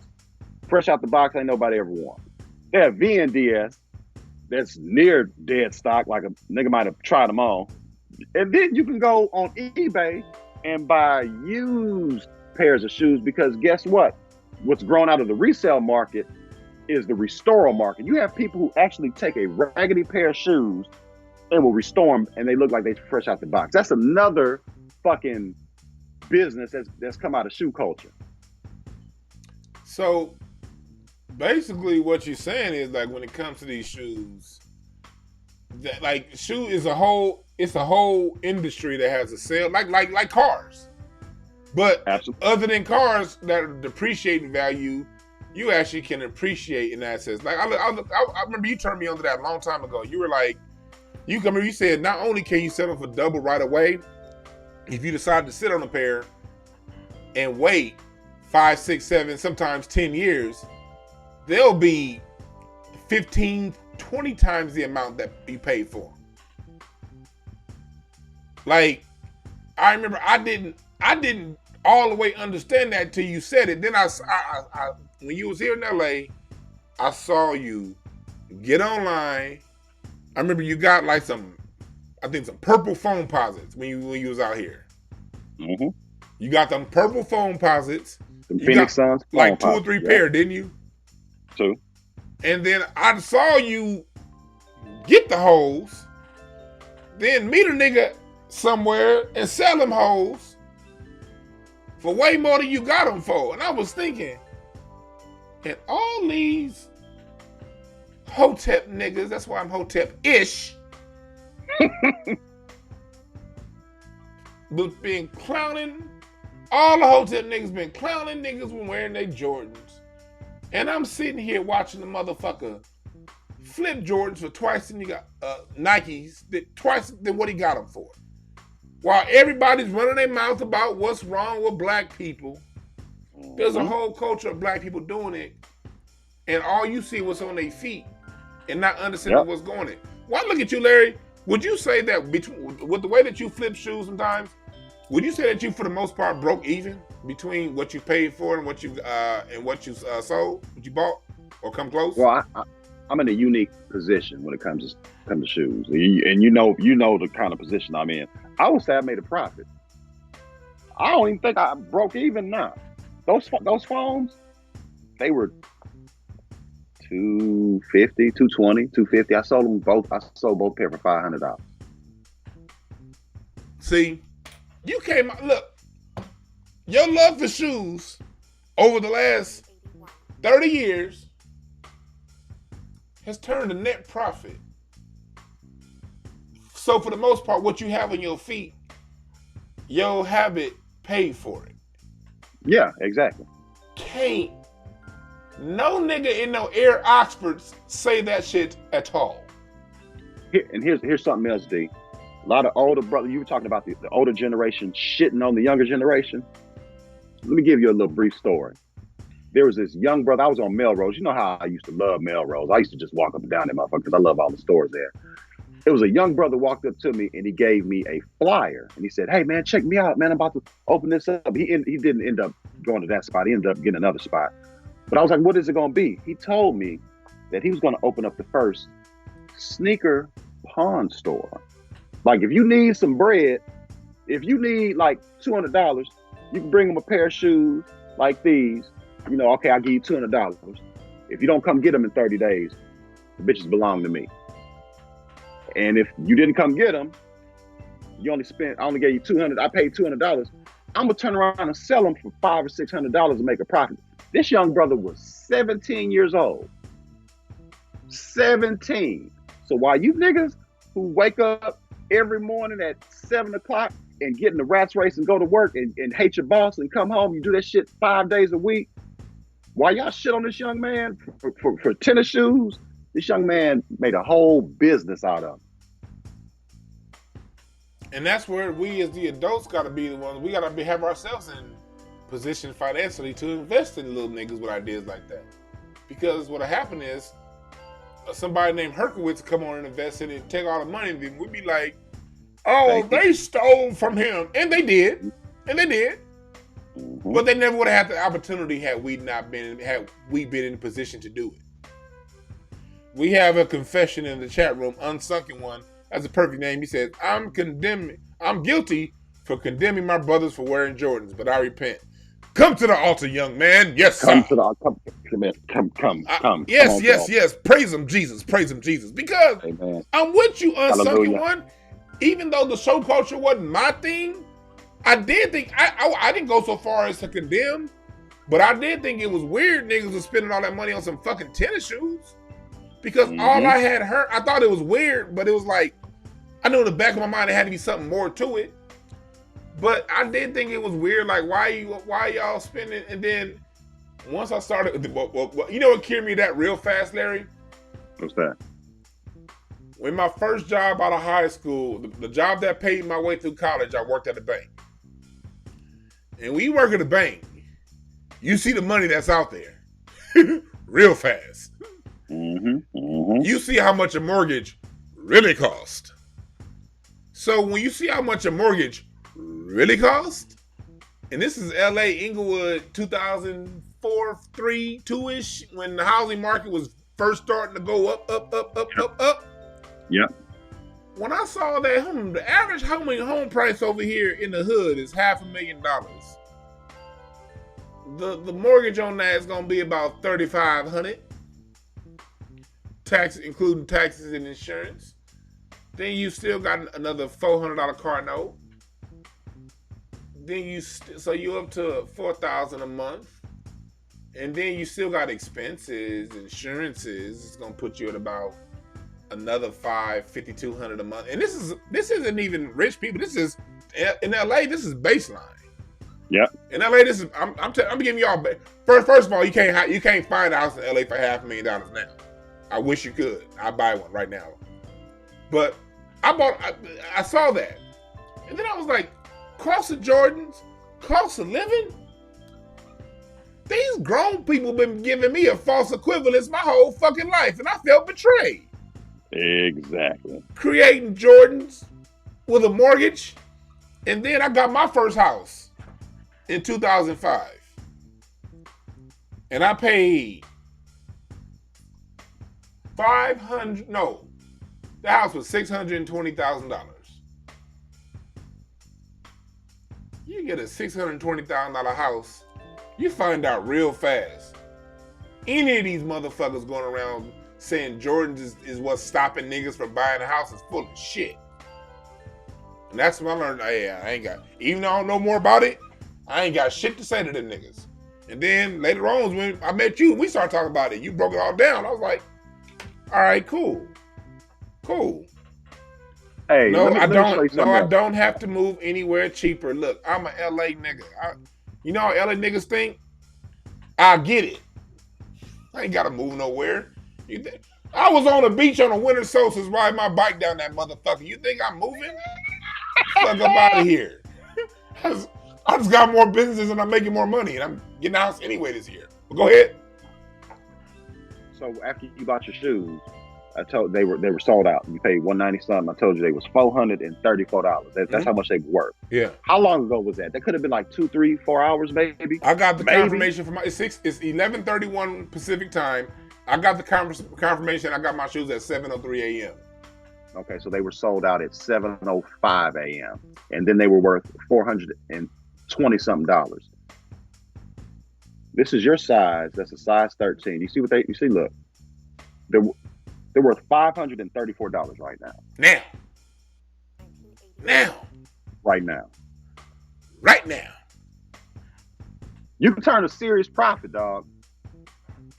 I'm only encouraging you to sell them because I don't want you to have them if I ain't got them, bitch. I'm still salty about that. Larry, I ain't selling shit. Only thing I'm selling is a pay-per-view for the day I whoop your ass. That's the only thing I'm selling. I can sell a pay. Who down to put up some money to watch me beat the dog shit out of Larry Goodwell on camera? $49.99. If I can get 100 of you motherfuckers to pay $49.99 for me to whoop his ass, I got you. Yep. I got the 13. Nobody. No, I didn't get them on StockX, people. I got these motherfuckers direct. So yeah. So that's all I wanted to say when it comes to that, man. It's like when it come down to it, the whole point is to not judge other people at all, man. While at the same time, you doing what you feel is best for you. Because, again, shoes and shoe culture, that's Larry's thing. That's not my thing. I don't give a fuck about fashion. But there are certain things you got to get. And so if you got to get those certain things, black people get it. And don't let no motherfucker shame you. Don't let no motherfucker shame you. If shoe culture is your thing, keep doing it. Just find a way to flip it. Or if you don't want to flip it, let shoes be your theme and you flip whatever else you flip it. And shoes be your vice. I'll tell you this much, the amount of money I spent on them shoes, that shit was about 2 weeks, maybe 3 weeks of weed. I dropped 200 on an ounce of weed so goddamn fast. But don't act like just because you got them shoes, like that takes the place of your weed. You still gonna buy some weed, bitch. I know that. I'm still gonna buy. I know that. I know. Yeah, I already know that. These niggas in there talking about Akeem Olajuwon and Michael Jordan and all, man. That's hilarious. Hey, yeah, the dream was the real deal. You're in the pro dream area right here between Larry and myself. Oh, I mean, I'm a Houstonian. You know, he's God to me. Yeah. For anyone disputing in the chat room, Hakeem Olajuwon would a dog walk Michael Jordan in the '95 finals. Let's just tell the truth. If Jordan didn't have to take that time off for gambling and shit, and betting on his own games and point shaving, Hakeem would have beat him. I just want to make that very clear. I want to just go into this last segment before we get the fuck up out of here. Basketball season just started it. I said started it. Yeah, that sounded dumb. Started it. Basketball season just started, and I'm watching a game yesterday because usually when I watch basketball, I watch the shit on mute. I listen to music because I can't listen to Chris Webber and these horrible ass announcers. Man, these niggas suck, and I hate the commercials and I hate the indoctrination. But I love basketball for the chess game that it is. You know me, Larry. I speak basketball from the coach's perspective, the geometry involved in the game, the jazz of the game. Not you niggas that want to read a stat sheet. And what tripped me out about them stat sheet niggas is y'all, first of all, y'all never took statistics. Second of all, y'all didn't even like math growing up. You motherfuckers was failing math so you can get to recess and play basketball. Now, the basketball game on TV, he had 4.7 rebounds, 2.8 shooting percentage. Shut your sorry ass up, nigga. Basketball season just started. And I'm already seeing on the thing, they have Luka Doncic and LeBron James and Giannis as early season MVP candidates. How? After a game. How can you have an MVP candidate anytime before the first 40 games of the season? How? How do you know? Because they set these narratives early and then fulfill them later on in the season. Last year, if you really look at the most valuable player on any team, it was Chris Paul. Yeah, absolutely. No what question. He did with them Thunder? Yes, sir. Yep. But and then you see on the media, they criticizing James Harden for coming in fat. But Luka Doncic is 2 donuts away from me. And they didn't say a motherfucking thing. What's your feeling towards the season, towards basketball in general moving forward? How you think this shit gonna work out? And what you gotta say about that? Well, they have there's a narrative that they need to build. They got a European white guy, a black guy that's not from here, and the NBA appointed ambassador of the league. So of course they're going to throw those 3 guys out as MVP candidates. Will they be? Probably, just based on the shit they do on the court. But they might be. I mean, they might be. But you can't come up with a fucking candidate, dog, and y'all ain't played no games. Like, y'all ain't played shit. The first game ain't even over, and you've already determined that the MVP race is going to come down to 3 people. What if all 3, and I hope it don't happen, but what if all 3 of those people shred their ACLs in the 5th game of the season? Now you look fucking stupid, because people like us remember this shit. And you look stupid because, like last year, how the fuck did LeBron come in second in MVP candidate when he came to the Lakers, he didn't help the Lakers win shit. Then Anthony Davis come, we in the playoffs and we champions. Anthony Davis led the league in blocks. The motherfucker, Anthony Davis was the best defender and all-around player in the NBA last year. If you want to go a best player on best team, we still did it with Anthony Davis as MVP, not LeBron James. But they did what you said they like to do. They always like highlighting black people that aren't from the United States. It's like black, if you're not from the United States, you have a lower bar to cross to become great. Giannis still hasn't developed the jump shot. He's still not reliable at the free throw line. And when his team needs him, his ass still don't show up. How are you the most valuable player? Let's just tell the truth. And I still like Giannis. But the Milwaukee Bucks for the last 3 or 4 seasons have been one of the top 4 deepest teams in the NBA. They've had bench, they've had shooting, they've had multiple points of attack, they've had solid defense. They had all the components you need to at least get to the finals in the Eastern Conference. They came up short because the quote-unquote MVP played like a hole when they needed him. So why are we not acknowledging that, like, last year's playoffs didn't happen, like 2 years ago's playoffs didn't happen, then all of a sudden this nigga front line again for MVP? What kind of shit is that?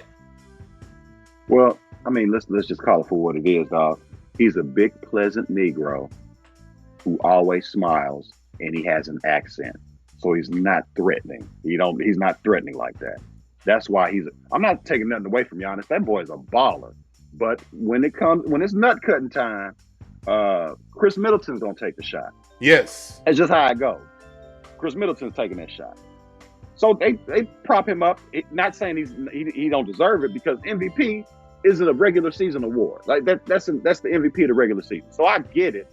But dog, if all you're doing is getting your team to the regular season and that's it, and you out in the playoffs real quick, I mean, I don't know if you're an MVP candidate. I watched basketball. What Chris Paul did in OKC? Yes. Man.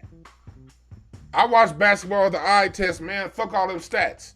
I look at, okay, When the game come down to it, who rising up, who doing it, and who not? This motherfucking Kevin Durant 2 years in a row came up when the game was on the line, rolls up. I'm pulling up from 40 feet in your home, LeBron, and LeBron get the ball next play down. I'm going to pass it. He should have made the layup and made those free throws. No, nigga, LeBron should have took it because this nigga just rolls up on him in his own house. And nobody ever wanted to give Kevin Durant credit. That's why I don't fuck with LeBron fans. And you're LeBron. No, I do fuck with LeBron fans. You're a LeBron fan. I fuck with you. I don't fuck with Bron sexuals because these niggas gotta rip down everybody around this motherfucker for him to be great. Same thing with these people who support these Euros like Luka. Look, Dallas is a dope ass team. He's a good great team, dog. Player for player. That's a deep, dope ass team. They should be winning. He's a really dope point guard. But don't tell me he's better than Kyrie Irving. Now, the one thing he has over Kyrie is Kyrie's always motherfucking injured. That's a problem. But don't take this dude. Luka has you know what trips me out? Luka has a ripoff of James Harden's game. Everybody likes shitting on James Harden. He dribbles too much. He takes too many shots. That step back is ugly. Why does he Euro step? He travels. Luka has a dumbed down, softer version of a James Harden game. And now all of a sudden he's the motherfucking MVP credited candidate halftime during the first game of the regular season. Get the fuck up out of here. Hey, if you people criticize Kobe Bryant for stealing Michael Jordan's moves, then y'all need to have that same goddamn energy when you're talking about Luka and James Harden. Yes. It's pretty much the same thing. It's pretty much the same thing. How they get separation, the step back, step to the side, all that slow deliberate game. It's the same. It's pretty much the same. I remember, man. Look, 1-on-1, Kevin Durant has been eating LeBron James alive since 2015. People go back and look at the stats, whatever, because most of the time those stats, he had nothing about stats. The majority of LeBron's points that he did get, it will be because Cleveland ran that high screen, the high screen switch. And there's nothing about these dumbass stat niggas. They don't know how to fucking game. They can't call out one play. They don't know the difference between give and go and pick and roll. Niggas don't know the fucking difference. One play that Cleveland ran a lot was that they run LeBron off a lot of screens. And whenever Kevin Durant was on him, they ran him off as many screens as it took for them to create a switch to where LeBron James had the mismatch between him and usually Stephen Curry or some kind of smaller player. And that's when LeBron would go to work. When they ran Kevin Durant through a gauntlet of screens to get Kevin Durant off of him. Because when Kevin Durant was on that motherfucker, this nigga LeBron be like, nigga, here, you take it, Kyrie. Here, you take it, Kevin Love. Because I can't go with this nigga. You take it. We done ran me off 4-5 screens. Now it's just me one-on-one, and I ain't got the skill set to take this tall motherfucker. Meanwhile, on the other hand, when the game was coming down to it, get a ball to KD, get out his way. Let the quote-unquote best player, LeBron James, guard him, and that nigga was barbecue chicken in that nigga. No, I don't need the screen. No, I don't need you to run, help. No. I got this. Oh, you want to send help? Bucket in your ass. That's the kind of ain't nobody blocking. I'm the basketball fan that I remember growing up. God damn it, when we was talking about the difference between Magic and Isaiah, Magic my favorite, Isaiah yours. We was talking about, did you see Magic hit him with that pass? Then Pistons fans would be like, nigga, you see Isaiah wop yiggity yop? Nigga, when we was kids, I like my favorite player. If your favorite player was Gary Payton, it's because of something that nigga did on the court. If your favorite player was Sean Kemp, Charles Barkley, Michael Jordan, whoever it was what they did on the court. And oftentimes it's because they did something on the court in the biggest moments of their careers. Reggie Miller. We don't talk about Reggie Miller's stats because he hit so many big fucking shots. That's what basketball talk used to be. Now it's a whole bunch of Delbert ass certified accountant CPA niggas who can't balance a checkbook. Oh, I don't like him because his player efficiency rating is this and that. Get your gig dick ass out of here. PER, dog. When did that stat? When did that come about? Because I don't remember that shit. I don't remember that shit growing up. Player efficiency ratings, I don't remember that. I don't remember none of that. Usage rate, I don't remember that, dog. I don't remember none of this Billy Bean Moneyball bullshit going on back in the day, dog. It was, nigga, can you hoop? Go get me a bucket. We won. And if you can hoop, I need you to bring that game to 2 minutes left in the game so we can win this bitch. Because when I grew up as a kid, the player that went to their stats was the selfish player. That's what they used to tell us. The player who at the end of the game pointed to their stats and not what they did to contribute to win, that was a selfish player. When did that change? That's why I like, look, man, go ahead. No, I was trying to figure out when it changed. Because I just remember it was totally different. It was different. It happened really quickly. It happened fast. It happened when Disney bought ESPN. There you go. My bad. I should have known. Instead of the fucking sport, it's about the story. You're right. My bad.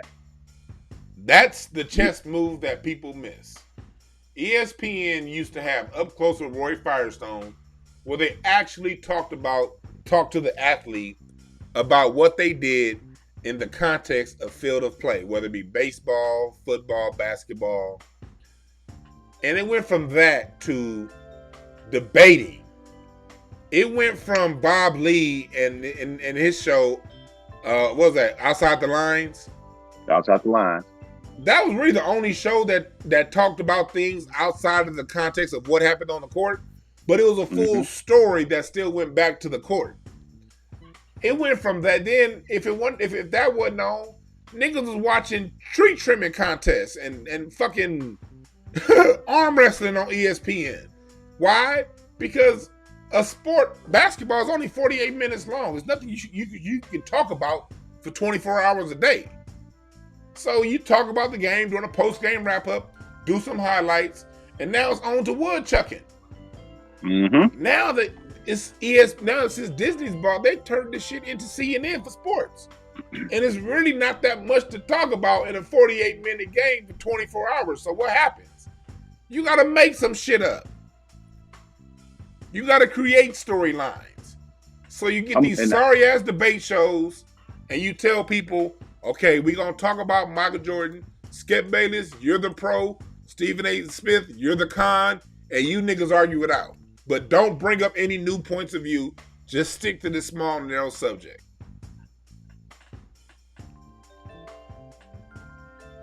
I noticed a change, and I'm going to tell you, I noticed a change in the way sports was covered. 1999, 2000, and I don't know if anybody can do this, but I want to know when Disney actually purchased ABC and ESPN. I'm gonna tell you why. Because, like you said, sports was covered one way for my entire life, and then at the turn of the century, dog, year 2000, ESPN had this thing where they were ranking the 100 greatest athletes, and every week they would have I remember that 60-minute. They would have a 60-minute special on whoever, like number 5 this week is blah blah blah, and they would have an hour special. They talk about, they start off who his parents were, where he was born, childhood, early athletic endeavors, if they got into some trouble or not, if they lost a parent, lost a brother, and then they got to college or they went pro or whatever, and then their whole pro career, and then post-retirement, all that shit in next week's episode. That's when it started. And then ESPN was like, oh, we got good ratings on this top 100. Fuck it, let's just do one on everybody. And they turned it into Sports Century. And then they just had specials on everybody. It was an hour-long special. And sports started being covered totally differently. Like after that, we had to hear how every nigga grew up, all of their obstacles. Like, I don't give a fuck about Scottie Pippen having a paralyzed daddy and brother. I don't give a shit. I'm not shitting on Scottie. I don't give a shit about how his home life was.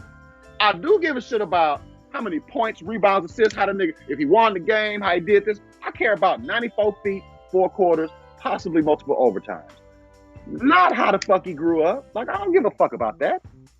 Most niggas grew up the same. We didn't have a lot, and we worked hard, and we had a lot. That's how most niggas grow up.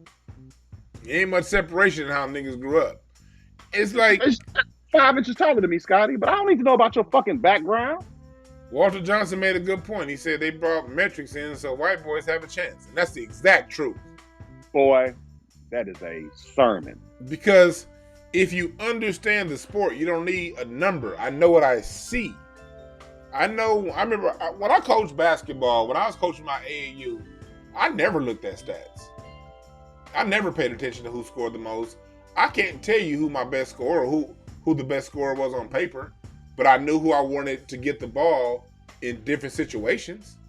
I knew that if I have a kid that was a dope shooter and I was playing against a team that was stacking everything inside so we couldn't get to the hoop, I don't care that my quote-unquote best player is the one that gets to the hoop. I'm like, hell, my best player is a little nigga and they got a whole bunch of trees down there, so that's not my best option. So I'm going to run plays getting my best shooter to come off screens so I can get him the ball so he can knock down them shots. It's gonna be open. Yep. Yeah, I didn't know who was the best rebounder, but I knew who can get me a rebound. I knew who to put on when it was time to shoot free throws. With a minute left in the game, we down one. I knew which kid to put down there on the block to get the rebound because I saw how they performed. Why am I saying it like this? Because stats only are general glossing over. Average literally means that average. Average means you played against a weak, sorry-ass team that had a player that had no chance of guarding you tonight.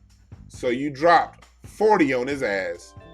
And then the next game, you played against somebody, we played against a team with an average defender who can do something, who you can probably beat on a good day, and you drop 30 on them. And then the next night, we playing against your arch rival, a nigga that know all your moves, all your steps, all the things you can do in a way to lock it down, and you got 10 points. What's that? 40, 30, 10. That's 80, right?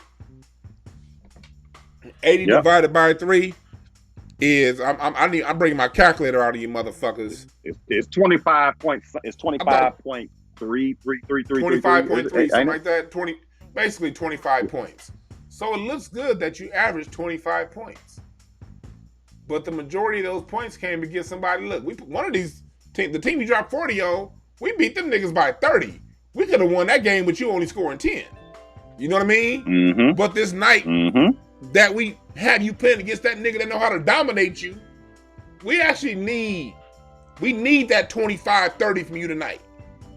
Because they're so good, they have other players in other positions that's gonna. So I need that 30, that 25-30 from you, but you only gave me 10. And then at the end of the day, we lose the game. People like, well, but he averaged 25 points. The fuck does an average do for me when I need you to use that particular set of skills tonight so that we beat the championship team? The reason why you average all that is because for the most LeBron James, because all of years he was in Cleveland, 8 out of 10 games you was playing against dump trucks. You was playing against the Wizards. You was playing against the Heat when they didn't have nobody. You was playing against the motherfucker. You weren't going up against teams that actually could challenge you. So of course your numbers are gonna look like this.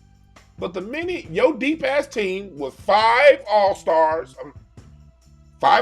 in Cleveland, yes, 5 All-Stars at different times, former Hall of Famers, playing against another team in Golden State, which has they're better, but they ain't that much better. They're better, but they average less points a game than you did in Cleveland.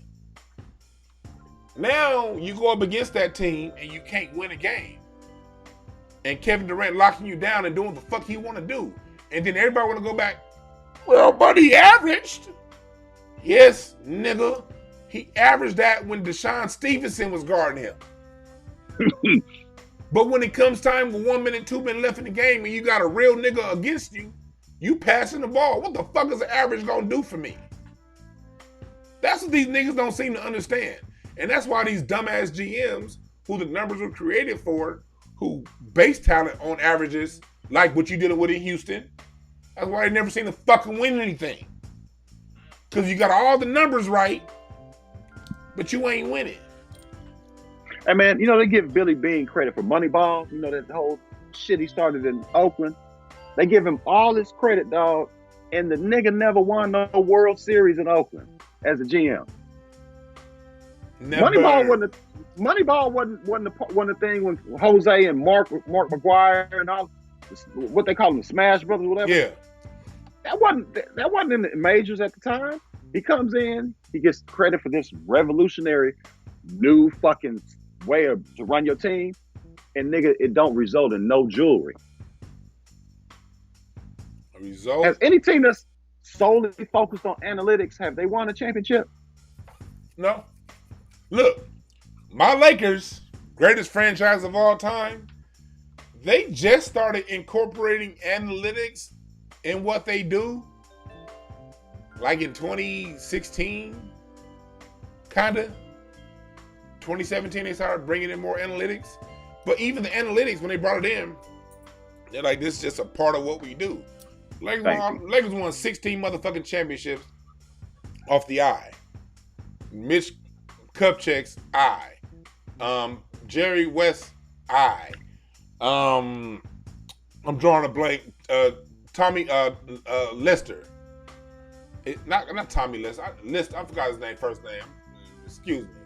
But his eye, Bill Burker's eye. So what Tiny got to do with the what Debo Not got Tiny to do with Zeus, Ronnie Lister. Okay, all right. He's the one that through his eye saw Andrew Bynum, which told him to tell Mitch Kupchak, which got the little motherfucker, which turned out to be a big motherfucker to help Lakers win 2 championships. All that stuff off the eye. Look, at the end of the day, most of these motherfuckers just ain't talented enough. But they need white people in this shit, so they sell us on all this bullshit so we can lower the vibration of what's going on so white people can catch up. But yeah, that's pretty much what I wanted to get out today, man. Larry, tell these motherfuckers where they can find you. Man, you won't find me anywhere wearing no goddamn Grinches. That's for damn sure. But you can find me on Facebook. Fuck you, DeWan. You can find me on Facebook, Larry. Bitch. Matter of Larry fact, I'm gonna cover Larry's Goodwell. face with the shoes he didn't get. Man, fuck you. Larry Anthony Goodwell on Facebook. If you do that, dog, this friendship is over, bitch. Instagram at Larry Goodwell. Twitter, Larry_Goodwell. Y'all check me out this Saturday. The L Goody Game Show will be. I will have another episode of the L Goody Game Show this Saturday. You can find me on Facebook Live, YouTube Live, and Twitch. Yes. I will be back on live Saturday with Nicole's View. Y'all may see her on Twitter. She be always tweeting. She's really been following the Bill Cosby stuff up close from the first trial on. She's gonna give us an update of what's going on with the Bill Cosby appeal trial. And so y'all gonna really want to tune this in because Nicole's really been going in on what's going on with the whole Bill Cosby situation. We see America railroading this black man. No matter how you feel, you should have concern with what they have done with the judicial process in order to get his conviction. When you see how he was convicted, any tax-paying American citizen should have concern over all of the laws that were broken in order to get this man put in jail for basically getting a woman a Benadryl. That was the drug. Benadryl. That she asked for. So yeah, that's who's going to be on the show. Nicole's View. Nicole, we're going to break that down on Saturday. And on Sunday, we're going to have Sister Debbie Ishii, Oklahoma back. She was on a couple weeks ago, Native American. But she has some new information about internment camps that have been built up across the country and different plans to herd us into those if this whole vaccination bullshit attempt don't work. So she asked me to come back on so she can break down a lot of the stuff that black people need to know for some of the things moving forward. So she will be back on this coming Sunday. So yeah, we got some information for you motherfuckers. Yes, we will be at Craig Facts on this Christmas Eve. We will be doing Craig Facts, talking our shit, swallowing spit. And remember before you go ahead. Before you, the Legion of Knicks, I want to give you a shout out. Thank you, brother. You're a real one. Shouts out to Legion of Knicks for whatever the fuck Larry is shouting you out for. Oh, shouts out to James. Okay. Oh yeah, Legion of Knicks. You dropped the cash out. Thank Yeah, you, I'm down. Legion of Appreciate Nicks, it, for the Cash App drop. I appreciate that. See, that's why I Good love this shit. show, man. People be supporting us for real, for real. Y'all fuck with us for real. So yeah, we're gonna have some good ass information coming for y'all. But yeah, we'll be on Craig Facts, and I'm taking my wine today. I ain't drinking hard liquor with them niggas. I'm drinking my wine. So hell yeah, I'm gonna share Bougie it. But bitch. yeah, I'm gonna be on some bougie shit. Well, remember this: there are no perfect messengers, only perfect messages for those who are willing to pick up the game. My name is DwannB. We out. Peace.